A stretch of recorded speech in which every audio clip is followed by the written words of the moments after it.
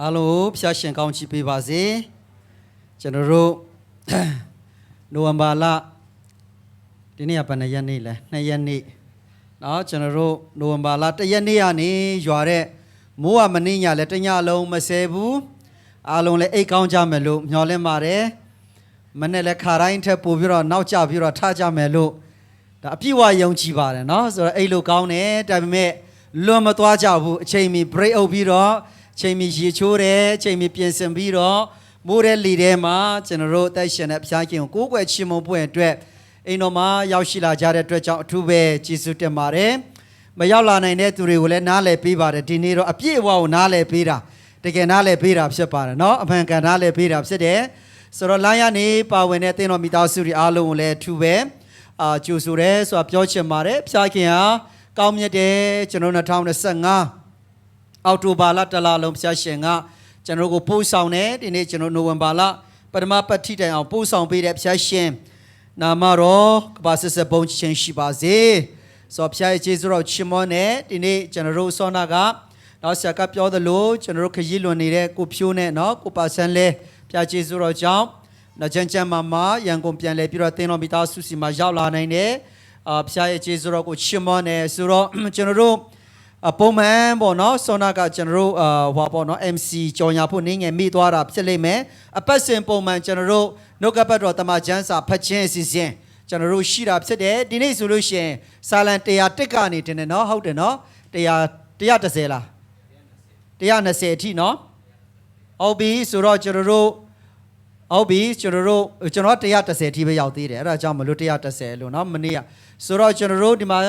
ဖော်ပြထားပါတယ်ကျွန်တော်တို့တဝက်ချူရောက်နေပြီဖြစ်ပါတယ်တဝက်နီးပါးရောက်နေပြီဖြစ်တယ်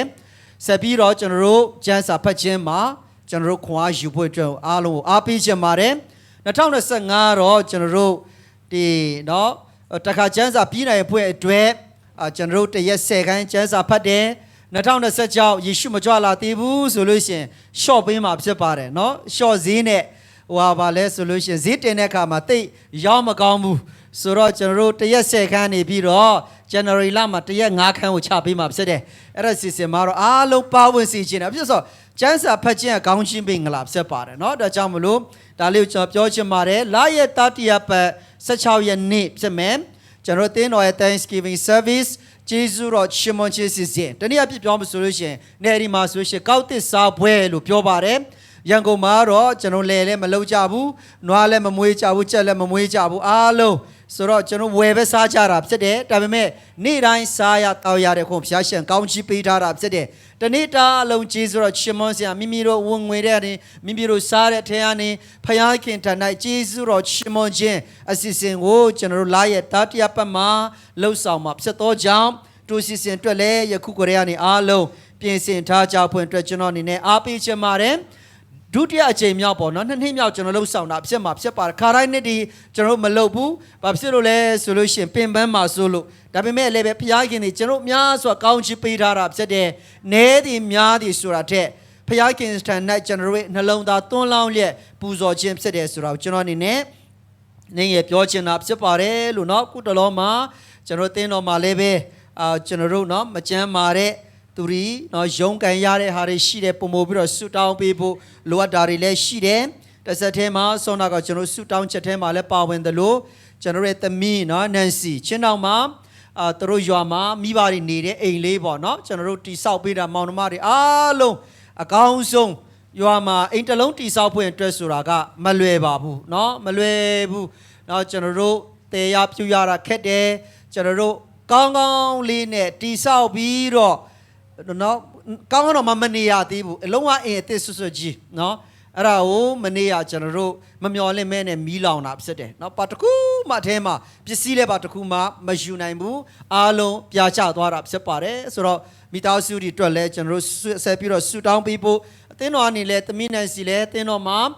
နော်လူငယ်ကဏ္ဍမှာအမြဲတမ်းသစ္စာရှိကဏ္ဍပေါင်းစုံမှာအစေခံနဲ့နော်သမီးဖြစ်တယ်အသင်းတော်အနေနဲ့လိုအပ်တယ်ဆိုလို့ရှိရင်ကျွန်တော်အုတ်တစ်ချက်သေးတဲ့ပွဲအနေနဲ့ပါဝင်လို့ရမယ့်အစီအစဉ်ကိုမကြခင်မှာကျွန်တော်တို့တိုင်ပင်ပြီးတော့လှုပ်ဆောင်မှာဖြစ်ပါတယ်လို့เนาะဒီကာလမှာကျွန်တော်တို့ပုံမူပြီးတော့ဒုက္ခရောက်တဲ့သူတွေကျွန်တော်တို့ကူညီနိုင်တာအုတ်တစ်ချက်သေးတဲ့ပွဲအနေနဲ့ ပါဝင်ဖို့ရန်အတွက်လည်းဆက်လာလိမ့်မယ်ဆိုတာကိုလည်းပြောချင်တယ်အခုချိန်မှာတော့ဆုတောင်းခြင်းနဲ့တရိယာပေးကြရအောင်ဆိုတာလည်းပြောချင်ပါတယ်လို့เนาะဒီနေ့ဖခင်ရဲ့ကျေးဇူးတော်ထူပဲချီးမွမ်းတာဖြစ်တယ်ဟာလေလုယာဖခင်ခင်ဒီကျွန်တော်ပေါ်မှာအစဉ်မြဲကောင်းမြတ်တဲ့ဖခင်ရှင်ဖြစ်ပါတယ်လို့เนาะဆိုတော့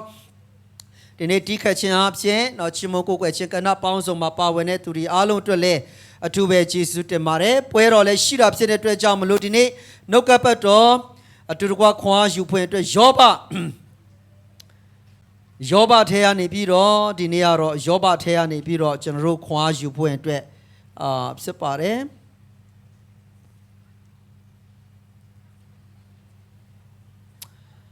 ဟုတ်ပြီယောဘဝတ္ထုခန်းကြီး1အပိုင်းငယ်1ကနေ9အထိကိုကျွန်တော်ဖတ်ပါမယ်ဒီတစ်ပတ်မှာကျွန်တော်တို့เนาะဆရာတော်အားပူကျွန်တော်တို့เนาะညီတို့ရဲ့ဖခင်ဆရာမနော်မီတို့ရဲ့ဖခင်ရနှုတ်ကပတ်တော်ဝင်ငှဖို့ဖြစ်ပေမဲ့လည်းပဲเนาะတခြားသင်းတော်မှာကျွန်တော်တို့ဝင်ငှဖို့ပြန်ဖြစ်တဲ့အတွက်ကြောင့်ဒီနေ့ကျွန်တော်ပြန်ပြီးပြင်ဆင်တာဖြစ်ပါတယ်ဒီနှုတ်ကပတ်တော်ဟာကျွန်တော်ရဲ့စိတ်ထဲမှာ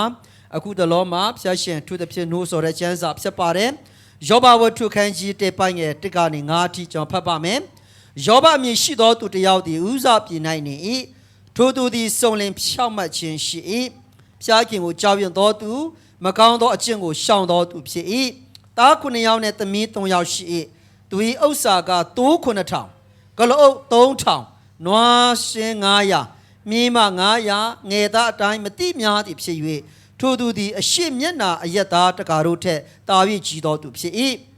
ယောဘ၏သားတို့သည်နှင့်စံတိုင်းအသီးသီးဖွာသောနေ့ရောက်လျှင်မိမိတို့အိမ်၌ပွဲခံသည်ဖြစ်နှမ3ယောက်ကိုလည်းခေါ်၍အတူစားတောက်လျက်ရှိကြ၏ပွဲခံသောနေ့ရက်လွန်သောအခါယောဘသည်သူတို့ကိုခေါ်၍တန်ရှင်းစေပြီးလျှင်နက်နက်စောစောထား၍သူတို့အရေအတွက်တိုင်းမြည်ရှုသောဇစ်ကိုပူဇော်လျက်ရှိ၏အကြောင်းမူကားငါသားတို့သည်မှားယွင်း၍စိတ်နှလုံးထဲ၌ဖျားခင်ကိုစွန့်ပယ်ကြပြီလောဟုယောဘအောက်မေ၏ထိုသို့ယောဘသည်အစဉ်ပြုမြဲရှိ၏ထိုသို့ယောဘသည်အစဉ်ပြုမြဲရှိ၏နောက်ထပ်ကျမ်းပိုင်းကောရိန္သုဩဝါဒစာပထမဆောင်ခန်းကြီး16ပိုင်းငယ်73နေဖတ်ချင်ပါတယ်ကောခန်းကြီး16ပိုင်းငယ်73သင်တို့သည်တရိနှင့်စောင့်နေကြလော့သင်တို့သည်တရိနှင့်စောင့်နေကြလော့ယုံကြည်ခြင်း၌တည်ကြလော့ယုံကြည်ခြင်း၌တည်ကြလော့နောက်ဆုံးကျမ်းစာတစ်ပိုက်ထပ်ဖတ်ချင်ပါတယ်တိမောသေဩဝါဒစာဒုတိယဆောင်ခန်းကြီး4အပိုင်းငယ်9တိမောသေဩဝါဒစာဒုတိယဆောင်ခန်းကြီး4ပိုင်းငယ်9ကောင်းစွာသောတိုက်လှန်ခြင်းကိုငါပြုပြီးပြေးရသောလမ်းကိုအဆုံးတိုင်အောင်ပြေးပြီးယုံကြည်ခြင်းတရားကိုစောင့်ရှောက်ပြီးဒီကျမ်းစာခဏလေးအတူတကွဖတ်ရအောင် PowerPoint ထိုးပေးထားတာဖြစ်တဲ့အတွက်ကြောင့်1 2 3ကောင်းစွာသောတိုက်လှန်ခြင်းကိုငါပြုပြီးပြေးရသောလမ်းကိုအဆုံးတိုင်အောင်ပြေးပြီးယုံကြည်ခြင်းတရားကိုစောင့်ရှောက်ပြီးနှုတ်ကပတ်တော်အားဖြင့်ရောက်တိုင်းပေါ်မှာဖျားရှင်ကောင်းချီးပေးပါစေတမန်တော်ရှင်ပေါလုကကောင်းစွာသောတိုက်လှန်ခြင်းခရိယန်တတ္တာဆိုတာတိုက်ပွဲမရှိတဲ့အတ္တမဟုတ်ပါဘူးခရိယန်တတ္တာဆိုတဲ့အရာကနေ့တိုင်းကျွန်တော်တို့တိုက်ပွဲဝင်နေရတဲ့အတ္တဖြစ်တယ်တစ်ဆက်တည်းမှာခရိယန်တတ္တာဆိုတာကရက်တဲ့အတ္တမဟုတ်ပြေးနေရတဲ့အတ္တဖြစ်တယ်ပြေးရတဲ့ပန်းတုံးတိုင်တို့ပြေးရဒါကြောင့်မလို့ရှင်ပေါလုပြေးပြောတယ်ပြေးရသောလမ်းကိုအဆုံးတိုင်အောင်ကျွန်တော်ကတရက်ပြေးုံနဲ့မလုံလောက်ဘူးနေ့တိုင်းယေရှုနဲ့တွေ့တဲ့အထိပြေးရမယ်သူတွေဖြစ်တယ်ယုံကြည်ခြင်းတရားကိုပါလဲစောင့်ရှောက်ပြီးယုံကြည်ခြင်းဆိုတာတရက်စောင့်ရှောက်ုံနဲ့မလုံလောက်ဘူးခရစ်တော်နဲ့ကျွန်တော်တွေ့တဲ့တိုင်အောင်အဲ့ဒီယုံကြည်ခြင်းကိုစောင့်ရှောက်ဖို့အတွက်ဖြစ်ပါတယ်ဒါကြောင့်ဒီနေ့မှာချစ်တော်ဓမ္မမိတ်ဆွေများယုံကြည်ခြင်း၌တည်ကြည်ပါသို့မဟုတ်ယုံကြည်ခြင်းကိုစောင့်ရှောက်ပါဆိုတဲ့ခေါင်းစဉ်နဲ့အလင်းရဲ့တင်းတော်မိသားစုတွေကိုအားပေးချင်ပါတယ်။ဘာဖြစ်လို့လဲဆိုကျွန်တော်တို့ယနေ့ရက်ကာလကိုကျွန်တော်ကြည့်တဲ့အခါမှာစာဝတ်နေရေးစီးပွားရေးလူမှုရေးကဏ္ဍပေါင်းဆိုမှပုံမူပြီးတော့ခက်ခဲချက်တဲလာတွေနဲ့အမျှကျွန်တော်ယုံကြည်ခြင်းကိုတည်ဆောက်ခြင်းကျွန်တော်ယုံကြည်ခြင်းကိုစောင့်ရှောက်ခြင်းယုံကြည်ခြင်း၌တည်ခြင်းဟာပုံမူပြီးတော့ခက်ခဲလာကြတာဖြစ်ပါတယ်ကျွန်တော်နိုင်ငံရေးလောကတွေမှာဆိုလို့ရှိရင်ပို့ပြီးတော့ကျွန်တော်တို့ကြောက်စရာကောင်းတယ်နိုင်ငံရေးလောကတွေမှာဆိုလို့ရှိရင်ယုံကြည်ခြင်းนี่အခွင့်ရေးတွေလာတဲ့အခါမှာသူတို့ယုံကြည်ခြင်းนี่ခံယူချက်တွေကိုစွန့်ပစ်သွားကြတယ်။ဒီနေ့ခရစ်ယာန်ယုံကြည်သူတွေလည်းပဲအရေးအကြောင်းရဲ့ကြုံလာတဲ့အခါမှာတခါတလေကျွန်တော်ယုံကြည်ခြင်းကိုစွန့်လွတ်ကောင်းစွန့်လွတ်နိုင်တာဖြစ်တယ်။ ဒါကြောင့်လို့တိမောသဲဩဝါဒစာဒုတိယဆောင်ခန်းကြီးလေးပိုက်ငယ်တစ်ထဲမှာတန်ရှင်သောဝိညာဉ်တော်ကအသင်းတော်ကိုတန်ရှင်သောဝိညာဉ်တော်ကယုံကြည်သူတွေကိုဒီလိုတရိပ်ပေးထားတာဖြစ်တယ်ဝိညာဉ်တော်သည်အတိအလင်းဗျာဒိတ်ထားတော်မူသည်ကနောင်ကာလ၌လူအချို့တို့သည်ယုံကြည်ခြင်းကိုစွန့်ပယ်၍လို့ပြောပါတယ်ဒီနေ့အဲ့ဒီချင်းနောင်ကာလဆိုတာဒီနေ့မိတ်ဆွေနဲ့ကျွန်တော်အသက်ရှင်နေတဲ့ဒီကာလလည်းပါဝင်တာဖြစ်တယ်ဒီကာလရောက်လာတဲ့အခါမှာလူအချို့တို့သည်ယုံကြည်ခြင်းကိုစွန့်ပယ်၍ဒီနေ့လောကမှာကျွန်တော်မှရှိနေတဲ့စီးစင်အောက်စာ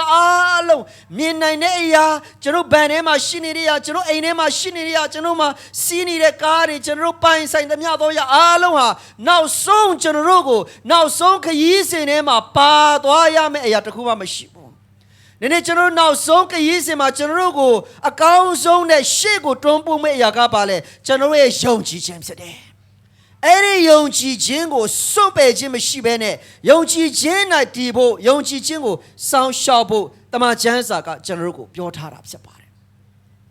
ကျွန်တော်နားလည်နိုင်ဖို့ဖျားရှင်ကောင်းချီးပေးပါစေတဆုံတယောက်သောသူဟာဒီလိုပြောပါတယ်အမြဲတမ်း always be humble because what God gives he can also take ဒါကလေကျွန်တော်တက်တာထဲမှာလေဟိုရေတွက်နိုင်တဲ့ကောင်းချီးမင်္ဂလာတွေရှိလာတဲ့အခါမှာတခါတလေဝါကြွားတယ်တခါတလေကျွန်တော်နှိမ့်ချဖို့တွေခက်လာတယ်နော်ဒါပေမဲ့တဆုံတောက်တော့သူကဒီလိုရေးတာကျွန်တော်ဖတ်မိတယ်အမြဲတမ်းနှိမ့်ချပါတဲ့ဘာဖြစ်လို့လဲဆိုလို့ရှိရင်ဖယားကပေးတာဖြစ်တဲ့အတွက်ကြောင့်ဖယားကပြန်ရုပ်သိမ်းနိုင်တယ်ကျွန်တော်တက်တာထဲမှာရှိသမျှအားလုံးကဖယားပေးသောရာဖြစ်တယ်ဒါကြောင့်ဖယားပြန်ရုပ်သိမ်းပိုင်ခွင့်ရှိတယ်ဒါကြောင့်မလို့တဲ့ကျွန်တော်တက်တာထဲမှာရှိနေတဲ့ကောင်းချီးမင်္ဂလာတွေအားလုံးဟာ blessings are gifts လို့ခေါ်တယ်ကောင်းချီးမင်္ဂလာတွေအားလုံးဟာဖယားပေးတဲ့ဆုတွေဖြစ်တယ် not guarantees ကောင်းချီးမင်္ဂလာကျွန်တော်ဒီနေ့မှာပတ်စံဒီလောက်ဝင်ငွေရှိလို့ဒီလောက်ဟွာလို့ဒီလောက်ချမ်းသာလို့ဆိုပြီးအဲ့ဒီຢာတွေကလောကစီးစင်နဲ့ကျွန်တော်အာမခံချက်မပေးနိုင်ဘူးလောကမှာဖျားရှင်ကျွန်တော်ပေးထားတဲ့ဉာဏ်ပညာတွေကောင်းချီးမင်္ဂလာတွေအားလုံးဟာဖယားခင်ကကျွန်တော်ကိုပေးတဲ့ဆုကျေးဇူးတွေဖြစ်တယ်ဟာလေလုယာဖယားရဲ့ကောင်းချီးမင်္ဂလာတွေဖြစ်တယ်ဒါကြောင့်မလို့ဖယားပေးသောရာကိုဖယားရုပ်သိမ်းနိုင်တာဖြစ်တဲ့အတွက်ကြောင့်မလို့နေ့ရက်တိုင်းမှာကျွန်တော်သက်တာထဲမှာနှိမ့်ချခြင်းသက်တာရှိဖို့အထူးပဲလိုအပ်ပါတယ်ဒီနေ့ကျွန်တော်တို့အတူတကွလေးလာဖို့အတွက်ယောဘအသက်တာနေပြီးတော့သင်ခန်းစာ၃ခုကျွန်တော်ယူတဲ့အရာထဲကနေသင်တော်မိသားစုလေးကိုအနည်းငယ်ကျွန်တော်အားပေးချင်တာဖြစ်တယ်ယောဘဝတ္ထုကိုကျွန်တော်ဖတ်တဲ့အခါမှာယောဘဝတ္ထုဟာဓမ္မဟောင်းကျမ်းထဲမှာထူးခြားတဲ့ကျမ်းစာဖြစ်ပါတယ်ဘာဖြစ်လို့လဲဆိုလို့ရှိရင်ယောဘဝတ္ထုကိုဘသူကရေးတာလဲဆိုတာမသိရပါဘူးဘယ်ချိန်မှာရေးတာလဲဆိုတာလည်းမသိရဘူးအဲ့ဒီထဲမှာပါဝင်တဲ့အဖြစ်အပျက်တွေဟာဘယ်ချိန်ရလဲဆိုတာကိုလည်းမသိရဘူးယောဘဘေခဲမှာအသက်ရှင်ခဲ့တာလဲဆိုတာတွေကိုလည်းမသိရဘူးဒါပေမဲ့ကျမ်းစာထဲမှာပါဝင်တယ်ဘာဖြစ်လို့လဲဆိုလို့ရှိရင်ကျွန်တော်ယုံကြည်သူတွေအားလုံးအတွက်ဖယားကအလိုတော်ရှိတဲ့ကျမ်းစာဖြစ်သောကြောင့်ယောဘဝတ္ထုဒီလည်းပဲဖယားကတန်ရှင်တော်ဝိညာဉ်တော်မှုတ်သွင်းခြင်းခံရတဲ့ကျမ်းစာဖြစ်တယ်ကျွန်တော်သင်ခန်းစာယူနိုင်ဖို့ကျွန်တော်ယောဘဝတ္ထုကိုလေဒီတစ်ခေါက်ကျွန်တော်ကျမ်းစာဖတ်တဲ့အခါမှာကျွန်တော်အမြဲတမ်းပြောသလိုဒီတစ်ခေါက်ကျွန်တော်ကျမ်းစာဖတ်တဲ့အရန်ပြောတာပဲအရန်လွတ်မြောက်ခြင်းရှိတယ်ဇာလမတိုင်ခင်မှာယောဘဝတ္ထုကျွန်တော်ဖတ်တဲ့အခါမှာကဘာဦးကျမ်းမှာကျွန်တော်ကြည့်တဲ့အခါမှာအာဗြဟံရဲ့အကြောင်းကိုကျွန်တော်တွေ့ရတယ်ဟေဗြဲဩဝါဒစာထဲမှာကျွန်တော်တွေ့ရတဲ့အခါမှာအာဗြဟံယုံကြည်ခြင်းဖခင်ယုံကြည်ခြင်းဖခင်ဒါပေမဲ့ကျွန်တော်ယောဘဝတ္ထုကိုဖတ်ရင်းနဲ့လေကျမ်းစာထဲမှာတော့အာဗြဟံယုံကြည်ခြင်းဖခင်ဖြစ်တယ်အာဗြဟံရဲ့အကြောင်းကိုကျွန်တော်တွတ်ပြောတယ်ဒါပေမဲ့ယောဘအကြောင်းကိုတိတ်မပြောဒါပေမဲ့ယောဘယုံကြည်ခြင်းနဲ့အာဗြဟံယုံကြည်ခြင်းနှစ်ခုကိုရှင်တဲ့အခါမှာလေအာဗြဟံဘာများရှုံးတာလဲသူအသက်100ပြည့်ပြီးတော့သူ့ရဲ့မျိုးသမီးစာရာအသက်90ခလေးမရနိုင်ဘူးဒါပေမဲ့ဖယားခင်ဟာသူ့ရဲ့ကတိတော်ကိုပြည့်စုံစေနိုင်တယ်ဆိုတဲ့အရာကိုပဲယုံကြည်တာတကယ်တမ်းပြောမဆိုလို့ရှင်လေအာဗြဟံတက်တာထဲမှာသူခရီးသွားတဲ့အခါမှာသူ့ရဲ့မိန်းမအရေးချောတာဖြစ်တဲ့အတွက်ကြောင့်မလို့သူ့ကိုတော့တတ်မိမှာဆိုလို့သူ့ရဲ့မျိုးသမီးကြောင့်အသေးခံရမှာဆိုလို့ငါအမျိုးသမီးမဟုတ်ပါဘူးဆိုပြီးတော့လိန်တော်မှလိန်လိုက်သေးတယ်ဒါပေမဲ့ဘုရားခင်ချန်စီရှိလို့ဖြစ်မှာအာဗြဟံတက်တာကျွန်တော်ရှိတဲ့အခါမှာအာဗြဟံကျွန်တော်လေးစားရတဲ့ပုဂ္ဂိုလ်ဖြစ်တယ်ကျွန်တော်ယုံကြည်ခြင်းမှာတူယူရတဲ့ပုဂ္ဂိုလ်ဖြစ်တယ်ဒါပေမဲ့ယောဘကိုကြည့်တဲ့အခါမှာယောဘရဲ့တက်တာလေသစ္စာရှိတော်သူဖြစ်တယ်တမန်ကျမ်းစာတစ်ခုလုံးထဲမှာကျွန်တော်ကြည့်တဲ့အခါမှာသူ့လောက်စုံစမ်းခြင်းကြီးစွာခံရတဲ့လူဆိုတာကျွန်တော်မတွေ့ရဘူးဆိုတော့ယောဘဝတ္ထုကနေကျွန်တော်တို့သိယူစရာအများကြီးရှိတယ် ဘသူကရေးတာလဲဆိုတော့တချို့ကယောဘကရေးတယ်လို့ပြောတယ်တချို့ကကြတော့ယောဘကိုပညာပေးတဲ့ယောဘဝတ္ထုရဲ့နောက်ဆုံးပိုင်းမှာဖော်ပြတဲ့သူ့ရဲ့မိတ်ဆွေအေလိဟုကရေးတယ်လို့ပြောတယ်တချို့ကမောရှေကရေးတယ်တဲ့နော်တချို့ကဘာလဲဆိုလို့ရှိရင်ရှောလမုန်ရေးတယ်တဲ့တချို့ကဟေဇကိရေးတယ်တချို့ကဟေရှာယကရေးတယ်တချို့ကအေဇရာရေးတယ်တဲ့တချို့ကကြတော့ယေရှုခရစ်တော်မတိုင်ခင်နှစ်200အတွင်းမှာအသက်ရှင်ခဲ့တဲ့ပုဂ္ဂိုလ်တရားယောက်ကရေးထားတယ်ဆိုပြီးတော့ယောဘဝတ္ထုကိုကျွန်တော်ကြည့်တဲ့အခါမှာဘသူကရေးတာလဲဆိုတာမိရကျွန်တော်မတွေ့ရဒါပေမဲ့ကျမ်းတက်ပုဂ္ဂိုလ်တွေအများစုကတော့ယောသက်ကသူ့ကိုတွေ့သူရေးတာဖြစ်တယ်နဲ့ဆိုပြီးတော့ကျွန်တော်တို့သိရှိရတာဖြစ်တယ်ဆိုတော့ကျွန်တော်တို့ယောဘဝတ္ထုခန်းကြီး40ပိုင်းငယ်16ကိုကျွန်တော်ကြည့်တဲ့အခါမှာယောဘဟာလေစုံစမ်းခြင်းတွေအားလုံးတွေ့ကြုံပြီးတဲ့နောက်ပိုင်းမှာတဲ့လောကမှာအသက်140သက်ရှင်တယ်လို့ပြောတာဖြစ်တဲ့အတွက်ကြောင့်မလို့တဲ့ယောဘဟာဆိုလို့ရှိရင်ဘယ်နှစ်လောက်လောကမှာသက်ရှင်တာလဲဆိုလို့ရှိရင်နှစ်110ဝန်းကျင်လောက်သက်ရှင်တယ်ယောဘကိုကျွန်တော်ကြည့်တဲ့အခါမှာစောနကတမန်ကျမ်းစာထဲမှာကျွန်တော်ဖတ်သွားတဲ့အတိုင်းပဲယောဘဟာအပြစ်တင်ခြင်းနဲ့ကင်းလွတ်တော်သူဖြစ်တယ်ဖျားခင်ရှေ့မှာဖြောက်မှတ်တော်သူဖြစ်တယ်ဆိုတော့အပြစ်တင်ခြင်းနဲ့ကင်းတယ်ဆိုတော့ကိုချင်းတရားပိုင်းမှာယောဘဟာဟိုလူနဲ့ဒီလိုဖြစ်တယ်ဟိုလူနဲ့ဒီလိုဖြစ်တယ်ဆိုတာပြစ်တင်စရာဘာမှမရှိဘူးတစနေမှာဖျားခင်ရှေ့မှာဖြောက်မှတ်တယ်လို့ပြောတဲ့အရာကဖျားခင်ရဲ့စံချင်းစံနှုံးကိုချိုးဖောက်တာတခုမှမရှိဘူးဖျားရဲ့စံနှုံးအတိုင်းအသက်ရှင်တာနောက်တစ်ခုကကြတော့ဗာလဲဆိုရှင်ဖျားကိုကြောက်ရွံ့တယ်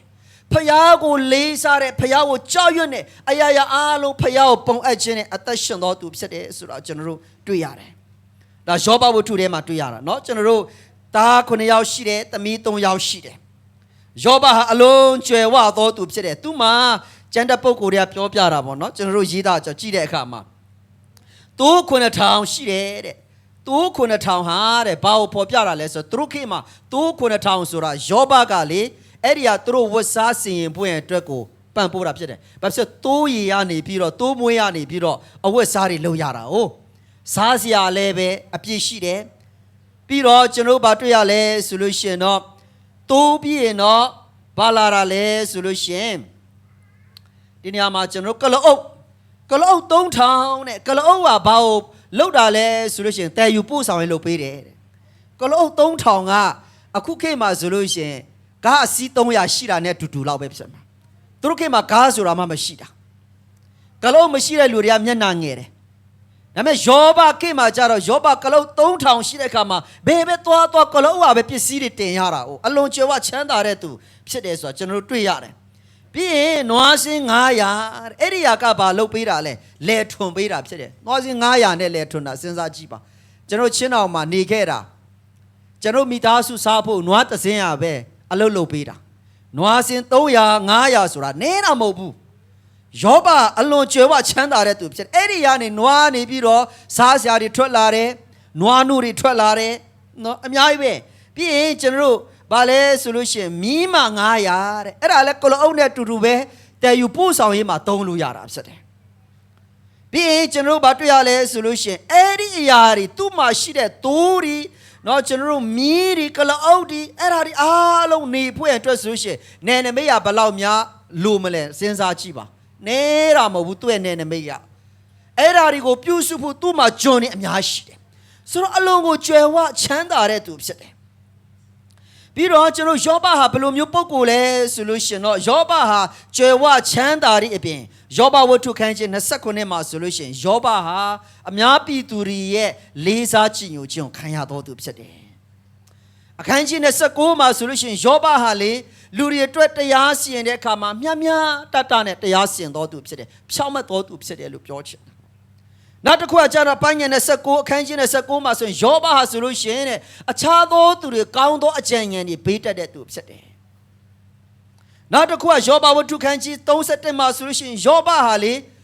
honest employer ဆိုတာကပါလဲဆိုရှင်အလုံးကိုသဘောထားကောင်းတဲ့လုပ်ငန်းရှင်ဖြစ်တယ်သူအောက်မှာရှိတဲ့အလုပ်သားတွေစောနကတရိษံတွေအားလုံးကိုထင်းချောင်းဖို့ရအတွက်သူမှာအလုပ်သမားတွေကျွန်းနေအများကြီးရှိတယ်သူတို့ပေါ်မှာအနိုင်ထက်ပြုတ်တော်သူမဟုတ်ဘူးအမြဲတမ်းသူတို့ကိုချင်းစာစိတ်နဲ့ကြည့်ရှုတဲ့ပုဂ္ဂိုလ်ဖြစ်တယ်ခိုင်းကြီး31ပိုင်းရဲ့16နဲ့ကျွန်တော်ကြည့်မယ်ဆိုယောဘဟာအေဝချေပွန်ပြီးတော့အလွန်ကိုပါလဲဆိုလို့ရှိရင်ရက်ရောတဲ့ပုဂ္ဂိုလ်ဖြစ်တယ် သူ့မှာလဲရတဲ့အများကြီးရှိတယ်ဒါဒီအားလုံးဟာကျွန်တော်ယောဘရဲ့နောက်ခံဖြစ်တယ်ဒါပေမဲ့လည်းပဲကျွန်တော်ကြည့်တဲ့အခါမှာအဲ့လောက်ဘုရားခင်ရှင်းမှာဖြောင့်မတ်ခြင်းလူတွေရှင်းမှာအပြစ်တင်ခြင်းနဲ့ကင်းတယ်ဘုရားခင်ကိုကြောက်ရွံ့တဲ့ဘုရားခင်ရှင်းမှာဖြောင့်မတ်သောအမှုကိုလှုပ်ဆောင်တဲ့ယောဘဟာဆိုလို့ရှိရင်သူယုံကြည်ကိုးကွယ်တဲ့ဘုရားခင်ရဲ့စံသက်ခြင်းကိုသူ့ရဲ့ဘဝမှာဘယ်နှကြိမ်ခံစားခဲ့လဲဆိုလို့ရှိရင်နှစ်ကြိမ်တိုင်ခံစားခဲ့တာဖြစ်တယ်ယောဘဝတ္ထုခန်းကြီး1ပိုင်း6အနေ22ကိုကျွန်တော်ကြည့်မယ်ဆိုလို့ရှိရင်ယောဘ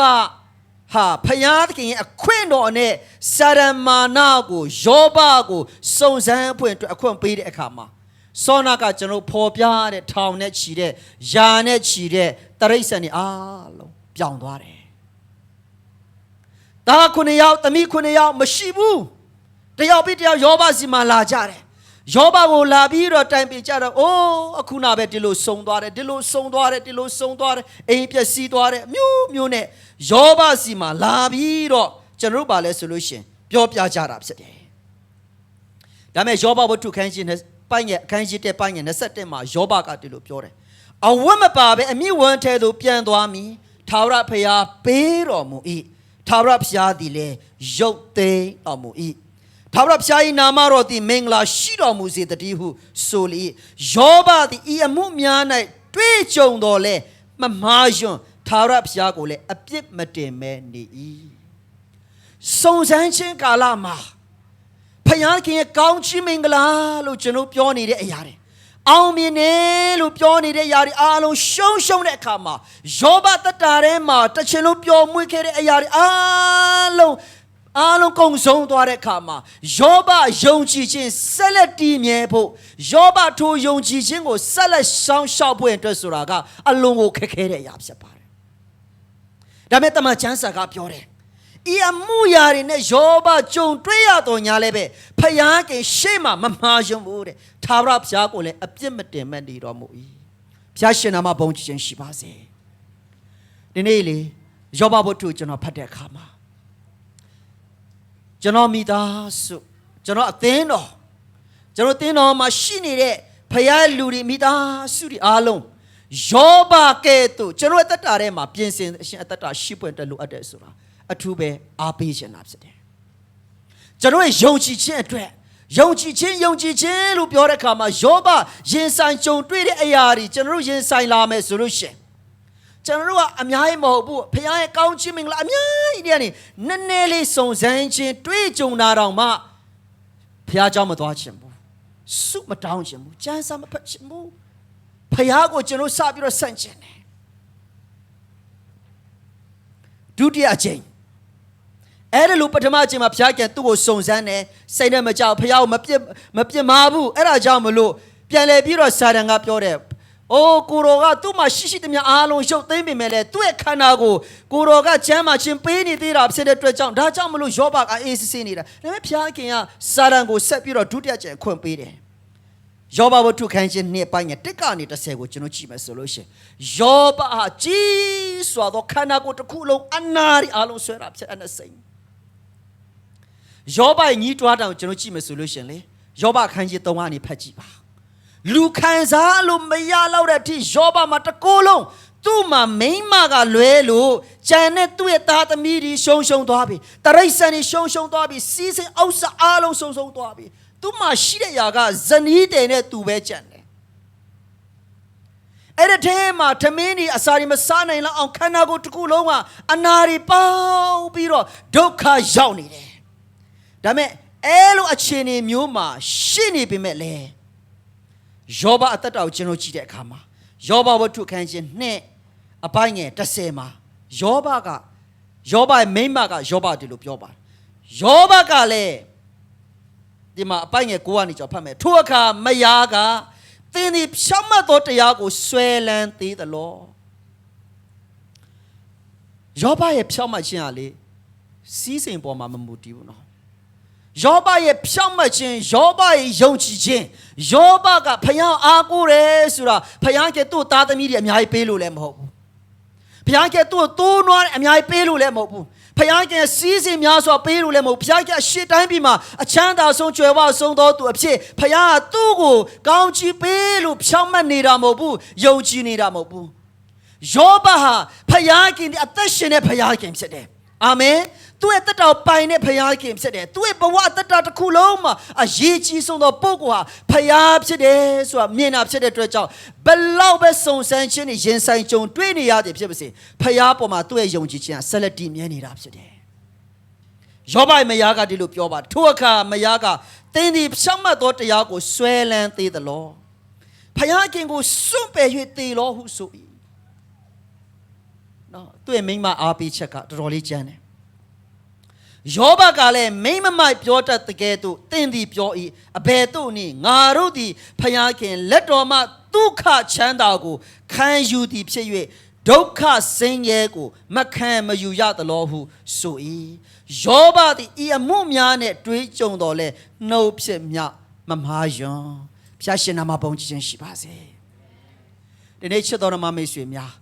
ယောဘလောက်ကျွန်တော်ရဲ့စုံစမ်းခြင်းကြီးကြီးချင်မှကြီးမယ်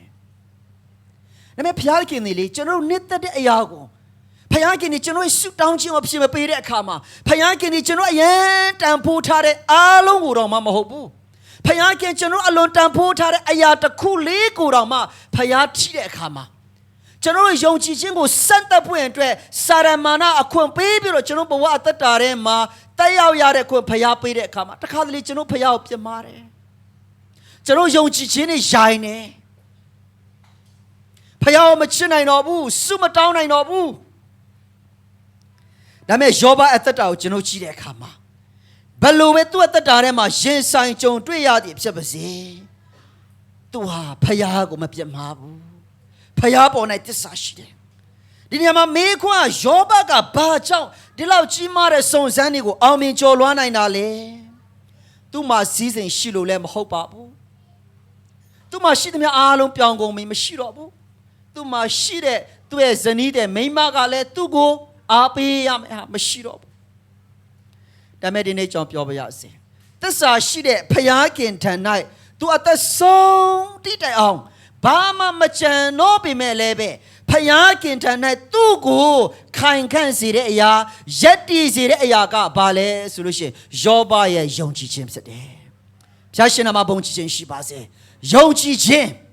တမန်ကျမ်းစာပြောတဲ့ယုံကြည်ခြင်းမရှိရင်ဖျားခင်ရဲ့စိတ်တော်နဲ့မတွေ့နိုင်ဒီနေ့ယုံကြည်ခြင်းပဲဖျားစိတ်တော်နဲ့တွေ့နိုင်တာဖြစ်တယ်ယောဘရဲ့ဝတ္ထုကိုကျွန်တော်အချိန်ချင်းဖတ်တင်တယ်လို့ကျွန်တော်မြင်တယ်အခန်းကြီး3အဲ့ကျွန်တော်ကြည့်တဲ့အခါယောဘရဲ့ညီညွတ်တမ်းယောဘရဲ့တငယ်ချင်းမိတ်ဆွေ3ယောက်ကနေယောဘကိုလာပြီးတော့အပြစ်တင်တဲ့ဆရာလုပ်တယ်နေရဘုရားခင်ရှေ့မှာမဖြောင်းမလို့နော်ဘုရားခင်မနဲ့တဲ့အရာတွေကိုလှုပ်ဆောင်လို့ဆိုပြီးအမျိုးမျိုးနဲ့အပြစ်လာတင်ကြတဲ့ယောဘကိုအားပေးမဲ့လူကဘာပေါ်မှာလူသားတယောက်မှမရှိဘူးသူပတ်ပတ်လဲမှာတယောက်မှမရှိဘူးဒါပေမဲ့အဲ့လိုမရှိတော့မှယောဘဒီသူကိုးကွယ်တဲ့ဘုရားခင်ပေါ်မှာဆက်လက်သစ္စာရှိသောအသက်တာသူမှရှိတာဖြစ်တယ်ကျွန်တော်နားလည်နိုင်ဖို့ဖျားရှင်ကောင်းချီးပေးပါစေ။ဒါကြောင့်မလို့ဒီနေ့ယောဘအသက်တာထဲကနေကျွန်တော်သင်ယူတဲ့အရာကဘာဖြစ်လို့ယောဘကဖျားခင်အခွင့်ပေးပြီးတော့စာရမဏစုံစမ်းခြင်းကြောင့်သူ့မှာရှိသမျှအားလုံးပြောင်းသွားတယ်။သူ့ရဲ့မိသားစုတွေအားလုံးပြောင်းသွားတယ်။သူ့ရဲ့ခန္ဓာကိုယ်တစ်ခုလုံးလည်းရစရာမရှိအောင်လှပခြင်းတစ်ခုမှမရှိဘူး။တခါတလေကလေကျွန်တော်သက်တာထဲမှာတက်ရောက်လာနိုင်တဲ့စုံစမ်းခြင်းတွေဟာလေဘာဖြစ်လို့ဘုရားခင်ကသူ့ခန္ဓာကိုထိခွင့်ပေးတာအသက်ကိုတော့ထိခွင့်မပေးဘူးယောဘမှန်မှာကြည့်တဲ့ခါတိုင်းမှာလေသူ့ရဲ့ရုပ်ကလေလေးစားစရာမကောင်းတော့ဘူးယောဘရုပ်ကိုမရှိတော့တာမှန်မှာကြည့်တဲ့ခါတိုင်းမှာတကယ်တမ်းကျဘုရားကိုဆဲရမှာဘုရားခင်ဘာဖြစ်လို့လဲဆိုပြီးညှိတွားရမှာကျွန်တော်တို့အုပ်စုကတော့ပါးလေးမှာဝက်ချံလေးတစ်လုံးလေးပေါက်တာနဲ့တောင်မှတော်တော်လေးကိုเนาะကျွန်တော်တို့ဒုက္ခရောက်နေကြတယ်တခါလေးစပင်ကေမရိတ်တာနဲ့ဟိုတောင်မှမခံနိုင်ကြဘူးကျွန်တော်စင်ကာပူအကြောင်းတက်နေတဲ့ချိန်မှာရှမ်းဆိုင်ဒီဇိုင်းမှာသွားပြီးတော့စပင်သွားညက်တာကျွန်တော်လည်းစပင်ညက်တဲ့ဆိုလို့ရှိရင်နည်းနည်းအကြီးများတဲ့အထဲမှာပါဝင်တယ်ကျွန်တော်ဝင်သွားတဲ့အခါမှာစပင်ညက်ချင်ပါတယ်ဟုတ်ကဲ့ပါဆိုကျွန်တော်ထိုင်တာကျွန်တော်တခွန်းမှမမေးဘူးအခုဘလို့ညက်ချင်တာလဲတူတူလေးညက်ချင်တာလားမဟုတ်ရင်ဘလို့ပုံစံလေးညက်ချင်တာလဲမပြောဘူးတခါတည်းနဲ့ကကြီးကိုယူပြီးတော့တခါတည်းနဲ့ညက်ချလိုက်ရောအားလုံးရှိသမျှအားလုံးပြောင်းအောင်ချလိုက်ပြီကျွန်တော်ထိုင်ရင်းနဲ့မပြုံးနိုင်တော့ဘူးမျက်ရည်ကျလို့ကလည်းမရဘူးကျွန်တော်နောက်ဖက်တော့သွားပြီအားလုံးပြောင်းကုန်ပြီပေါ့လေနော်ပြောင်းကုန်ပြီအားလုံးသွားပြီကျွန်တော်ပြောတယ်မဘလို့ညက်တာလဲအလောက်တူတူလေးညက်တာ ကျွန်တော်မကြိုက်ဘူးဘာဖြစ်လို့ကျွန်တော်ကိုမမေးတာလဲဆိုကျွန်တော်မေးတဲ့အခါကျတော့မဟုတ်ဘူးတဲ့ယာတီဥတုကပူတဲ့အခါကျတော့ဒီလိုပဲကောင်းပါတယ်တဲ့အဲကျွန်တော်ပြောတာခမည်းကောင်းတယ်လို့ကျွန်တော်ညက်မလားကျွန်တော်လိုချင်တဲ့ပုံစံညက်မလားခမည်းတခါတလေစပင်ကေလေးတခါလေးမညက်တာတော့မှတော်တော်လေးတလားနလားလောက်မပြုံးနိုင်ဘူးယောဘကိုကြည့်ပါယောဘလေတရက်လည်းမဟုတ်ဘူးနှစ်ရက်လည်းမဟုတ်ဘူးနော်အကြိုက်ပဲခန္ဓာကိုယ်တစ်ခုလုံးမှာအနာဒီနေ့ယုံကြည်ခြင်းဆိုတဲ့အရာတခါတလေကျွန်တော်တို့အခုချိန်မှာဆိုလို့ရှိရင်ကျွန်တော်တရုတ်နိုင်ငံမှာဆိုလို့ရှိရင်ဒီယုံကြည်ခြင်းကြောင့်ဘုရားကျောင်းတွေတိမ်ကြတယ်ဒီယုံကြည်ခြင်းကြောင့်တပ်ဖြတ်ခြင်းတွေခံကြတယ်မနေ့ကနိုင်ဂျီးရီးယားမှာဆိုလို့ရှိရင်ခရစ်ယာန်ယုံကြည်သူတွေများစွာအသက်ခံရတာဖြစ်တယ်တမရထရမနေတော့မှခရစ်ယာန်တွေဘက်ကနေပြီးတော့အကာအကွယ်ပေးပွင့်အတွက် statement တွေပါထုတ်ရတဲ့အဆင့်ဖြစ်တယ်ဒီနေ့ကျွန်တော်ယုံကြည်ခြင်းဟာလေအခုချိန်ကတော့ပြဿနာမရှိဘူးဒါပေမဲ့ကျွန်တော်ယုံကြည်ခြင်းဟာအစစ်ဆေးခံတဲ့ယုံကြည်ခြင်းဖြစ်ဖို့ဘုရားရှင်လိုတော့ရှိတာဖြစ်တယ်သစ္စာနဲ့ပြည့်တဲ့ယုံကြည်ခြင်းဖြစ်ဖို့ဘုရားခင်ကျွန်တော်အလိုတော့ရှိတာဖြစ်တယ်ဆိုတော့ယောဘဟာဒီလောက်စုံစမ်းခြင်းတွေကြီးပေမဲ့လည်းပဲဘာဖြစ်လို့ထိုစုံစမ်းခြင်းတွေအားလုံးကိုယုံကြည်ခြင်းနဲ့အောင်မြင်ကျော်လွှားနိုင်တာလဲဆိုရှင်ကျွန်တော်သင်ယူတဲ့အချက်၃ချက်ရှိတယ်နံပါတ်၁ကတော့ပါလဲဆိုရှင်ယောဘဟာသူ့ရဲ့ယုံကြည်ခြင်းကိုတည်ဆောက်တာဖြစ်တယ် build your personal faith သင်ရဲ့ကာယကံရှင်ကျွန်တော်တူချင်းစီတိုင်းမိမိရဲ့ယုံကြည်ခြင်းကိုတည်ဆောက်ရမှာဖြစ်တယ်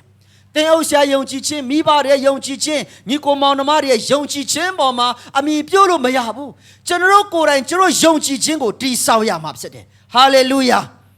ယောဘဝတ္ထုခန်းကြီးတဲ့ပိုင်းရဲ့တဲမှာယောဘသည်တဲ့စုံလင်ဖြောင့်မတ်ခြင်းရှိဖယားခင်ကိုကြောက်ရွံ့တော်သူမကောင်းသောအခြင်းကိုရှောင်တော်သူဖြစ်၏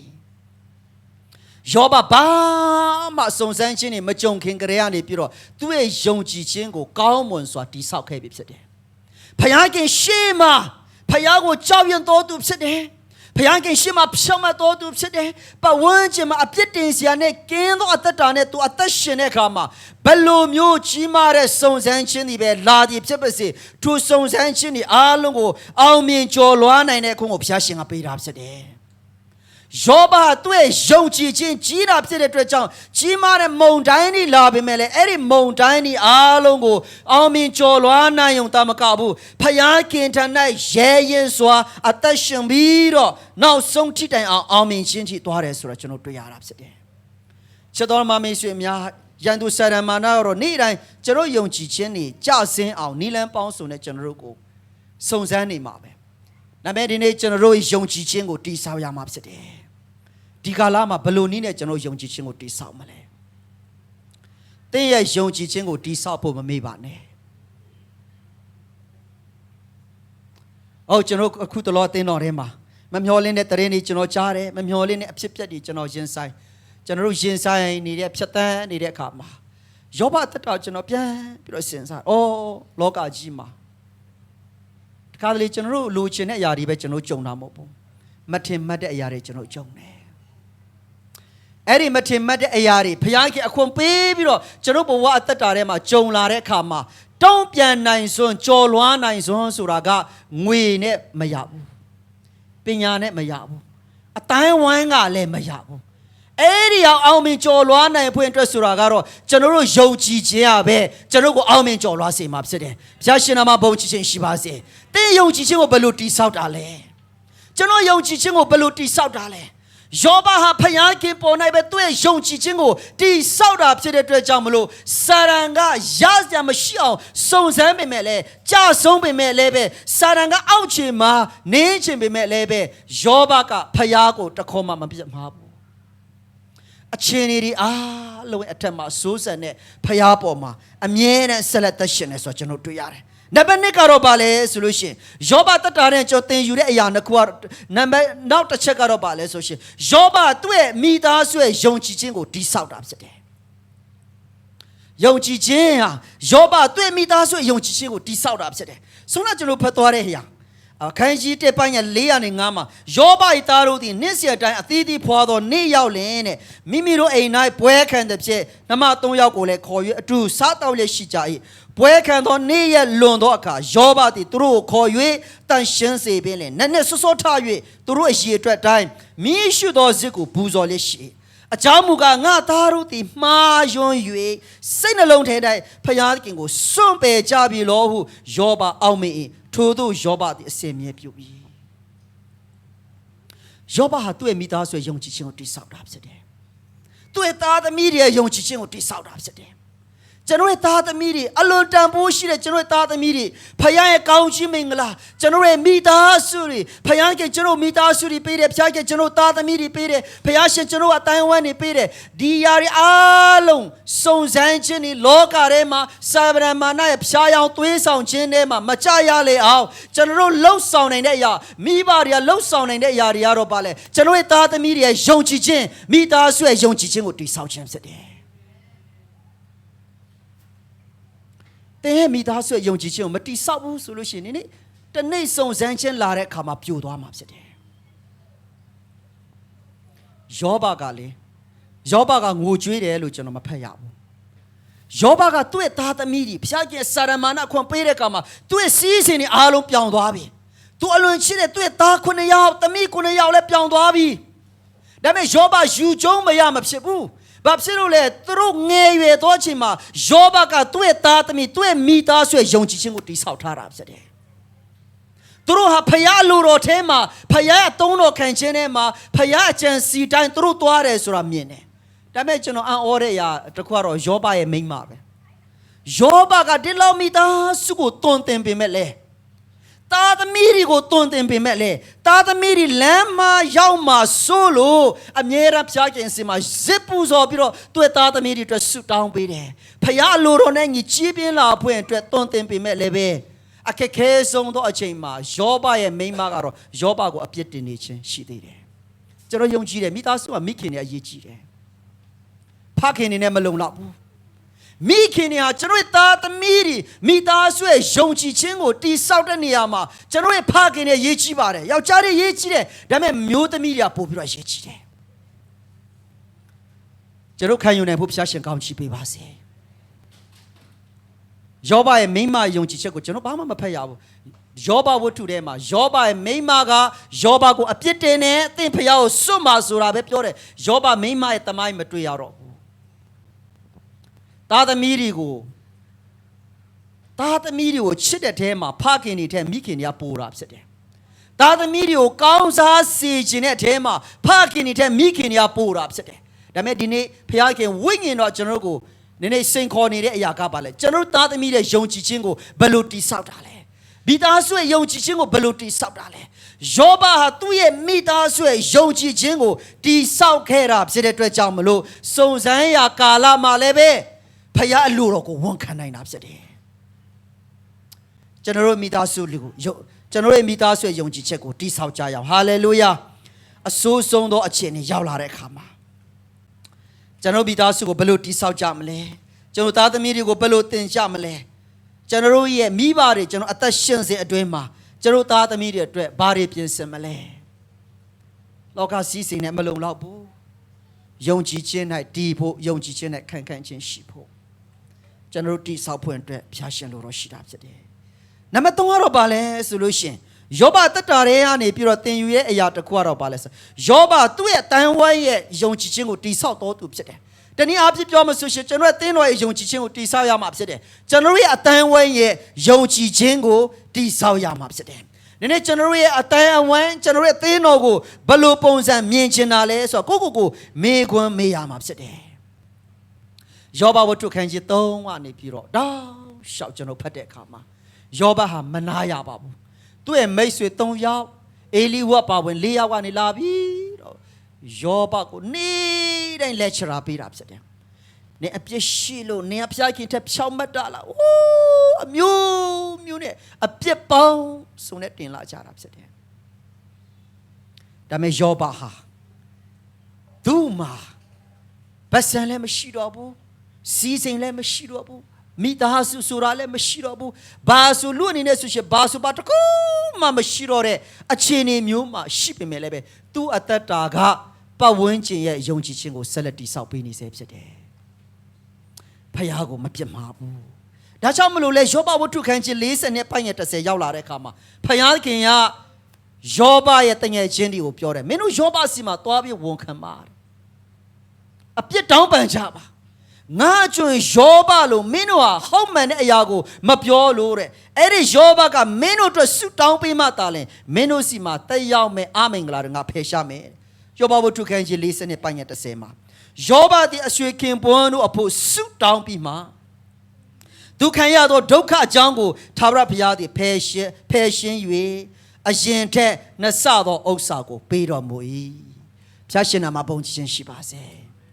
ဒီနေ့ကျွန်တော်တို့ကိုလေယုံကြည်ခြင်းကြောင့်ကျွန်တော်တို့ကိုပုံကန်တဲ့သူတွေရှိမယ်ယုံကြည်ခြင်းကြောင့်ကျွန်တော်တို့နဲ့သဘောမတူတဲ့လူတွေရှိမယ်ယုံကြည်ခြင်းကြောင့်ကျွန်တော်မှာဒုက္ခရောက်နေတဲ့အရာတွေများစွာရှိကောင်းရှိမယ်ဒါပေမဲ့ယောဘဆရာနဲ့ကျွန်တော်တင်ယူကြရအောင်ကျွန်တော်တို့မထနိုင်တဲ့အချိန်မှာ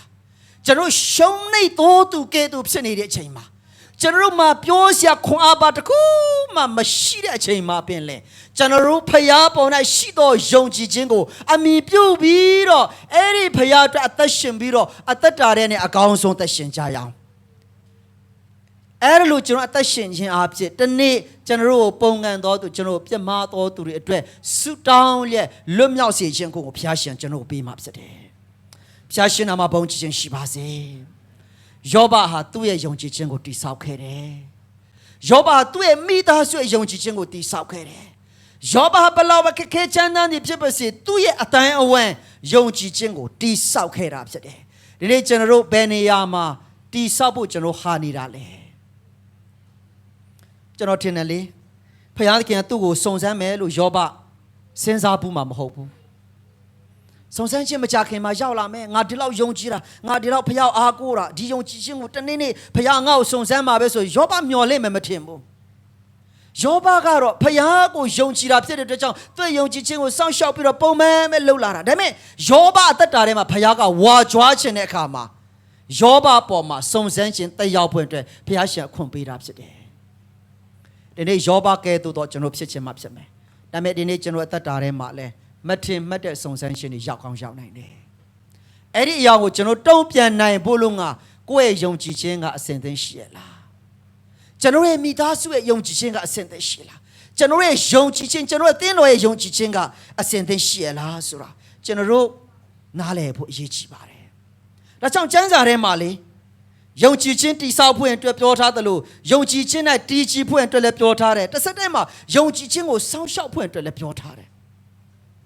ယုံကြည်ုံနဲ့မလုံလောက်ဘူးယုံကြည်ခြင်းကိုတည်ဆောက်ရမယ်ရှင်ယုဒအခန်းကြီး1ပိုင်းငယ်20ထဲမှာချစ်သူတို့သင်တို့သည်မိမိတို့အလွန်တန်ရှင်းသောယုံကြည်ခြင်းအပေါ်မှာမိမိတို့ကိုတည်ဆောက်လျက်လို့ပြောပါတယ်ကျွန်တော်ရဲ့ယုံကြည်ခြင်းပေါ်မှာကျွန်တော်တက်တော်တည်ဆောက်ရမှာဖြစ်တယ်ဟာလေလုယာကျွန်တော်တို့ပျောက်ဆုံးနိုင်တဲ့ဂုံနိုင်တဲ့စီးစိမ်ပေါ်မှာမဟုတ်ဘူးကျွန်တော်ယုံကြည်ခြင်းပေါ်မှာရှင်ယုဒဒါကြောင့်ပြောတယ်မိမိတို့အလွန်တန့်ရှင်းသောယုံကြည်ခြင်းပေါ်မှာမိမိတို့ကိုတည်ဆောက်လျက်တဲ့ယုံကြည်ခြင်းနဲ့တည်ဆောက်ရမယ်တေကောခန်းကြီး16ပိုင်းရဲ့73မှာသင်တို့သည်တရိနဲ့စောင့်နေကြလောယုံကြည်ခြင်း၌တည်နေကြလောကျွန်တော်ယုံကြည်ခြင်းကိုတည်ဆောက်ပြီးတော့တရက်ပဲတိဆောက်တာပြီးခဲ့တဲ့နေ့ပဲတိဆောက်တာမဟုတ်ဘူးအဲ့ဒီကျွန်တော်တိဆောက်ထားတဲ့ယုံကြည်ခြင်းထဲမှာဆက်လက်တည်နေဖွင့်အတွက်ဖျားရှင်လို့တော့ရှိတာဖြစ်တယ်ဟေ့ပြောပါလားစက္ကန့်ကြီး30ပိုင်းငယ်73မှာငါတို့သည်သစ္စာနဲ့ပြည့်စုံသောသဘောရှိ၍ဝေစီကိစားနဲ့ကင်းသောယုံကြည်ခြင်း၌တည်လျက်လို့ပြောပါတယ်ယုံကြည်ခြင်းကိုတိဆောက်ရုံနဲ့မပြီးဘူးဆက်လက်ပြီးအဲ့ဒီယုံကြည်ခြင်း၌တည်ဖွင့်အတွက်ရည်ကြည်တယ်တချို့ကကြတော့ဟိုးလွန်ခဲ့တဲ့9နှစ်ကယုံကြည်ခြင်းအခုချိန်ထိပြောတယ်ဒါပေမဲ့လွန်ခဲ့တဲ့9နှစ်မှာတိဆောက်ထားတဲ့ယုံကြည်ခြင်းဟာယနေ့မှာဆက်လက်တည်နေဖွင့်အတွက်ဖျားရှင်လို့တော့ရှိတာဖြစ်တယ်။အာမင်။တိဆောက်ခြင်းနဲ့တည်ခြင်းဟာအတိတ်နဲ့ပြည့်စုံပံနဲ့ဖြစ်တယ်။ယုံကြည်ခြင်းကိုစောင့်ရှောက်ခြင်းကတော့အနာဂတ်ဖြစ်တယ်။ဒါကြောင့်လို့နေ့တင်မောတဲ့ခန်းကြီးလေးပိုင်းရဲ့ခုနှစ်မှာတမန်တော်ရှင်ပေါလုဒီလိုပြောတယ်။ကောင်းစွာသောတိုက်လန်ခြင်းကိုငါပြုပြီတဲ့။ပြေးရသောလမ်းကိုအဆုံးတိုင်အောင်ပြေးပြီ။ယုံကြည်ခြင်းတရားကိုစောင့်ရှောက်ပြီချစ်တော်ဓမ္မမိတ်ဆွေများယုံကြည်ခြင်းကိုစောင့်ရှောက်ဖို့လိုအပ်တယ်ယုံကြည်ခြင်းကိုတည်ဆောက်ဖို့လိုအပ်တယ်ယုံကြည်ခြင်း၌ဆက်လက်တည်မြဲဖို့လိုအပ်တယ်လို့ယုံကြည်ခြင်းကိုစောင့်ရှောက်ဖို့အတွက်လိုအပ်တယ်ယောဘဟာအဲ့ဒီ3ခုအတိုင်းသူ့အသက်တာထဲမှာ တွေ့ယုံကြည်ခြင်းကိုတိဆောက်တယ်ယုံကြည်ခြင်းနဲ့တည်ကြည်ခဲ့တယ်ယုံကြည်ခြင်းကိုစောင့်ရှောက်ခဲ့သောကြောင့်ဖခင်ကဖြေခိုင်းတဲ့စာမင်းပွဲကိုအောင်မြင်သွားတာဖြစ်တယ်သူစာမင်းပွဲအောင်မြင်သွားတဲ့အခါမှာဖခင်သည်ယောဘကိုနှစ်ဆသောကောင်းချီးပေးတာဖြစ်တယ်အခန်းကြီး40နှစ်ပိုင်းငယ်7ကနေ19ထိထို့သောထာဝရဘုရားသည်ယောဘ၏ရှေ့ဖြစ်ဟန်ကိုကောင်းချီးပေးတော်မူသည်ထက်နောက်ဖြစ်ဟန်ကိုတာ၍ကောင်းချီးပေးတော်မူသည်ဖြင့်သူသည်တိုး14000ကိုလအုပ်6000နွားစင်း1000မင်းမ1000ကိုရတတ်၏သား9ယောက်နှင့်သမီး3ယောက်ကိုလည်းရပြန်၏သမီးကြီးကယေမိမသမီးလက်ကဂေဇိသမီးငယ်ကကေရဟင်ပအမည်ရှိသည်တပြီလုံး၌ယောဘ၏သမီးကဲ့သို့လှသောမိန်းမတဆုံတယောက်များမရှိသူတို့ရဲ့ဘာသည်သူတို့မောင်များနဲ့အငြိများသူတို့အားအမွေဥစ္စာကိုပေးဝေလေ၏နောက်ဆုံးအပိုင်လေးကိုခဏလေးဖတ်စေချင်ပါတယ်ထို့နောက်တူတူဖတ်ကြရအောင်ထို့နောက်ယောဘသည်အနှစ်140အသက်ရှင်၍မိမိသားမြေမြင့်တို့ကိုပင်မြင်ရပြီးမှအသက်ကြီးရင်၍နေရကာလနဲ့ကျွယ်ဝသောအနိစ္စရောက်လေ၏ဒီနေ့လောကကြီးမှာလူတွေများစွာဟာလေအစဉ်ပြေခဲ့တယ်ပြီးတော့မပြေဘဲနဲ့အဆုံးသတ်တာတွေရှိတယ်တချို့တော့အစဉ်ပြေခဲ့ဘူးပြီးတော့အစဉ်ပြေပြီးတော့ဆုံးသတ်တာတွေရှိတယ်ဒါယောဘအသက်တော်ကြီးတဲ့အခါမှာလေအရင်လုံးကအစဉ်ပြေခဲ့တာဖြစ်တယ်ဒါပေမဲ့လိုက်လာတဲ့နောက်တစ်ခုကတော့လုံးဝအစဉ်မပြေခြင်းကနေလိုက်လာတာဖြစ်တယ်ဒါပေမဲ့အဲ့ဒီအစဉ်မပြေခြင်းကသူ့ရဲ့ဘဝကိုမဖြတ်စည်းဘူးဘာဖြစ်လဲသူ့ရဲ့ယုံကြည်ခြင်းကြောင့်ဖြစ်တယ်အဆုံးတိုင်အောင်တည်ကြည်တဲ့အခါမှာယောဘရဲ့ကောင်းကြီးမင်္ဂလာနေတဲ့ကောင်းကြီးမင်္ဂလာမဟုတ်ဘူးဆုံးနာပိုင်းငယ်16ကျွန်တော်အရင်သဘောကျတယ်စုံစမ်းခြင်းတွေအားလုံးကြော်လွန်ပြီးမှပြည့်ဝတဲ့အသက်တော်သူခံစားတယ်အသက်140အသက်ရှင်ပြီးတော့တဲ့မိမိသားမြင်းမြစ်တို့ကိုမြင်ရပြီးမှဟုတ်ဖျားရှင်ကြွယ်ဝတဲ့ကောင်းကြီးမင်္ဂလာနဲ့ကြားရှိစွာသက်ရှင်တယ်အသက်ကြီးရင်၍တဲ့နေရကာလနဲ့ကြွယ်ဝသောအနိစ္စရောက်လေ၏ဖျားရှင်နာမဘုန်းကြီးခြင်းရှိပါစေတခါတလေကျွန်တော်တက်တာထဲမှာ we focus too much on our past and presence ကျွန်တော်တခါလေကျွန်တော်အတိတ်နဲ့ပြည့်စုံပံကိုအယံကိုအာယုံစိုက်ပြီးတော့ဝါကြွားကြတယ်ယောဘတက်တာကျွန်တော်တို့ကိုစကားပြောနေတယ်နောက်ဆုံးထိတိုင်အောင်ကျွန်တော်တို့ကိုဘယ်ရာကမှနောက်ဆုံးကိုမပို့နိုင်ဘူးယောဘမှာသိုးဒီနောက်ဆုံးထိတည်သွားနိုင်တဲ့အရာမရှိသူသားသမီးတွေကိုလည်းမတည်နိုင်ဘူးသူမှရှိတဲ့စီစဉ်တစ်ခုမှမတည်သွားနိုင်ဘူးဒါမဲ့ယောဘရဲ့အနာဂတ်ကိုပြောင်းလဲစေတဲ့အရာကသူ့ရဲ့ယုံကြည်ခြင်းဖြစ်တယ်ဖခင်သခင်သည်ကျွန်တော်တို့ကိုပေးတဲ့အရာကိုဖခင်ကယူပိုင်ခွင့်ရှိတယ်လို့ကျွန်တော်ပြန်ပြောမယ်ကျွန်တော်မှာခံစားရတဲ့အရာအားလုံးကဖခင်ရဲ့ကောင်းချီးမင်္ဂလာဖြစ်တယ်ဖခင်ကစီရနဲ့ကျွန်တော်ရရှိတဲ့အရာဖြစ်တဲ့အတွက်ကြောင့်ဖခင်မှာပြန်လဲရုပ်သိမ်းပိုင်ခွင့်ရှိတယ် right ရှိတယ်ယောဘမှာရှိသမျှအားလုံးဟာယောဘပိုင်တဲ့အရာမဟုတ်ဘူးယောဘကိုဖခင်ကလက်ဆောင်အဖြစ်ခဏကောင်းချီးပေးတဲ့အရာဖြစ်တယ်ပြန်ပြီးတော့ဖခင်ကရုပ်သိမ်းပိုင်ခွင့်ရှိတယ်ဒါပေမဲ့ဘုရားရှင်သည်ရုပ်သိမ်းပိုင်ခွင့်နဲ့အဆုံးတတ်တဲ့ဖခင်မဟုတ်ဘူးပြန်လေပြီးတော့ပေးပိုင်တဲ့တကူလည်းဖခင်မှာရှိတာဖြစ်တယ်ဟာလေလုယာယောဘရဲ့တတဟာဖခင်ရဲ့ပြန်လေပေးပိုင်သောတကူနဲ့နှစ်ဆသောကောင်းချီးမင်္ဂလာနဲ့အသက်ကြီးရင်တည်တအောင်ဖခင်ရဲ့ကောင်းချီးမင်္ဂလာကိုသူခံစားခဲ့တာဖြစ်တယ်ဒီနေ့ချစ်တော်မမေဆွေများကျွန်တော်ရဲ့ယုံကြည်ခြင်းကိုတည်ဆောက်ကြရအောင်ယနေ့ကနေစပြီးတော့ဘယ်နေရာမှာကျွန်တော်ယုံကြည်ခြင်းအားနေတာလဲကျွန်တော်ရဲ့အနာဂတ်အတွက်ပြင်ဆင်ကြရအောင်ကျွန်တော်မြန်မာပြည်မှာဒီချိန်မှာအများကြီးပြင်ဆင်စရာရှိတယ်ဒါပေမဲ့အရေးကြီးဆုံးကကျွန်တော်ယုံကြည်ခြင်းဖြစ်တယ် build your faith သင်ရဲ့ယုံကြည်ခြင်းကိုတည်ဆောက်ပါသင်ရဲ့မိသားစုရဲ့ယုံကြည်ခြင်းကိုတည်ဆောက်ပါအားရသလားကျွန်တော်အားရသလားကိုဒီနေ့ဒီနှုတ်ကပတ်တော်ဝင်ခါတဲ့အခါမှာကျွန်တော်ပြည့်စုံလို့မဟုတ်ဘူးကျွန်တော်မိသားစုတွေလည်းကျွန်တော်ဟောနေတာဖြစ်တယ်ကျွန်တော်ယုံကြည်ခြင်းအတွက်ကျွန်တော်တည်ဆောက်ခြင်းကျွန်တော်တို့အစဉ်သင့်ဖြစ်ကောင်းဖြစ်နေတယ်ဒါပေမဲ့ကျွန်တော်ရဲ့မိသားစုယုံကြည်ခြင်းကိုကျွန်တော်တိဆောက်တဲ့နေရာမှာဟာနေကောင်းဟာနေသိနေတယ်ဒါပေမဲ့ဒီနေ့ကျွန်တော်အားပေးခြင်းနဲ့ကျွန်တော်ရဲ့မိသားစုရဲ့ယုံကြည်ခြင်းကိုတိဆောက်ရအောင်ကျွန်တော်တက်ရှင်နေထိုင်တဲ့ကျွန်တော်ရဲ့ပတ်ဝန်းကျင်ကျွန်တော်ရဲ့အသင်းတော်ရဲ့ယုံကြည်ခြင်းကိုတိဆောက်ကြရအောင်ဟာလေလုယာယုံကြည်ခြင်း၌တည်ကြည်ပါအာမင်ယုံကြည်ခြင်းကိုစောင့်ရှောက်ပါခတ်သိမ်းသောအရာအားလုံးကိုအောင်မြင်ကျော်လွှားစေနိုင်တဲ့အရာဟာဒီရဖြစ်တယ်ဆိုတော့ကျွန်တော်အနေနဲ့အားပေးချင်ပါတယ်ဒီနေ့နောက်ဆုံးအနေနဲ့ဆွမ်းနာကျွန်တော်ပြောသွားတဲ့အရာလေးကိုကျွန်တော်ပြောချင်ပါတယ်ဖခင်ဟာကျွန်တော်မှာဖခင်ကကျွန်တော်ကိုပေး ပြီးသားအားလုံးဖခင်မှာရုပ်သိမ်းပိုင်ခွင့် right သူ့မှာရှိတယ်ဒါပေမဲ့ဖခင်ကရုပ်သိမ်းတဲ့အခါတိုင်းမှာပြန်ပြီးတော့တရိယာရအောင်ဖခင်ကပြန်လဲပေးနိုင်တဲ့တကိုးသူ့မှာရှိတယ်ဆိုတာကိုပြန်လဲအောင်မရအောင် power to give ကျွန်တော်ကိုပြန်လဲပေးနိုင်တဲ့ဘုရားရှင်ဖြစ်တယ်ဘုရားရှင်နာမဘုန်းကြီးရှိပါစေဒီနေ့နှုတ်ကပတ်တော်အားဖြင့်ခေရင်ဆုတ်သောကာလမှာယောဘရဲ့အသက်တာကဲ့သို့နစ်မြုပ်သွားသောသူတွေမဟုတ်ဘဲနဲ့ယုံကြည်ခြင်းနဲ့တည်ကြည်ပြီးတော့ယုံကြည်ခြင်းကိုစောင့်ရှောက်ပြီးတော့ဖခင်ရဲ့ဘုန်းတော်ထင်ရှားစေသောသူတွေဖြစ်ဖို့အရောက်တိုင်းကိုဘုရားရှင်ကောင်းချီးပေးပါစေအာမင်လက်ခုပ်တီးလက်ဖျောက်ခဏလေးချီးမွမ်းရဟာလေလုယာ